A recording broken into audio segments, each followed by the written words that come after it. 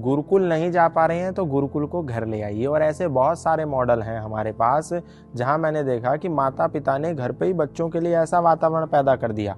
आप किसी भी इस्लामिक बच्चे से पूछिए, वो आपको बताएगा अल्लाह ताला कौन है, वो आपको बताएगा मोहम्मद साहब कौन है, वो आपको बताएगा कलमे क्या क्या है, वो आपको बताएगा कुरान क्या है, वो आपको हदीसें पढ़ के बताएगा, वो आपको आयतें सुनाएगा। लेकिन आप किसी भी सनातन धर्मी के बच्चे से पूछिए तो वो जिंगल बेल तो सुना देगा, लेकिन भगवत गीता का एक भी श्लोक नहीं सुना पाएगा।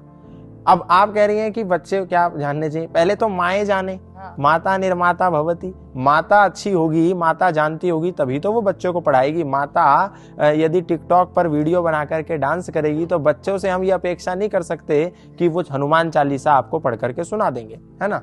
तो बच्चों के लिए सबसे पहले एक पुस्तक है छोटी सी, आर्योद्देश्य रत्नमाला।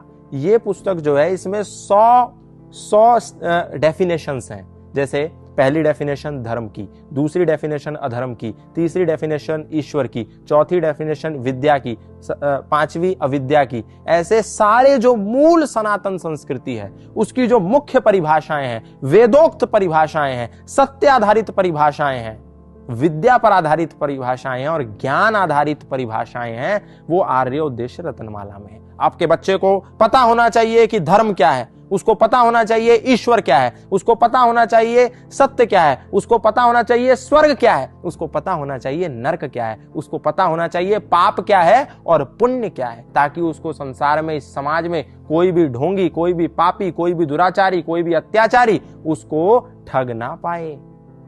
तो ये जो आर्योद्देश्य रत्नमाला, ये उसको पता होना चाहिए। दूसरी बात, उसको भगवान श्री राम का बेसिक कैरेक्टर पता होना चाहिए, उसको भगवान श्री कृष्ण का बेसिक कैरेक्टर पता होना चाहिए, उसको वीर हनुमान का बेसिक कैरेक्टर पता होना चाहिए। ये नहीं जय हनुमान ज्ञान गुण सागर, जय कपीस तिहु लोक उजागर, ठीक है मैं पेपर में पास हो जाऊं बस, दैट्स इट।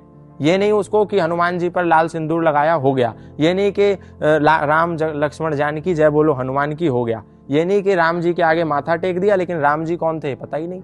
और जब ये पता नहीं होता तो घर में भाई भाई से लड़ता है, जब ये पता नहीं होता तो बेटा अपनी माँ से लड़ता है, जब ये पता नहीं होता तो पति और पत्नी में आपस में विवाद होता है। लेकिन जब उनको राम जी के सामने मस्तक झुकाने से पहले ये पता होगा मर्यादा पुरुषोत्तम श्री राम का वास्तविक चरित्र क्या था, तो हर घर में श्रेष्ठ भ्राता पैदा होंगे, हर घर में श्रेष्ठ माता पैदा होगी, हर घर में श्रेष्ठ भाई पैदा होंगे, हर घर में श्रेष्ठ पुत्र पैदा होंगे और हर घर में श्रेष्ठ पिता पैदा होंगे।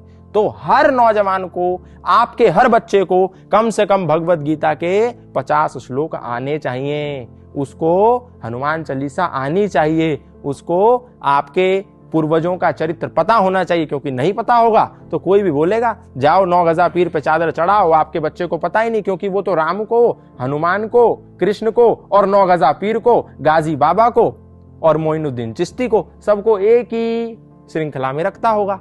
तो यदि उसको राम का कैरेक्टर पता होगा तो उसको मालूम चलेगा राम इधर है और मोइनुद्दीन चिश्ती उस श्रृंखला में है ही नहीं, कौन पापी है और कौन पुण्य आत्मा है वो जानता होगा।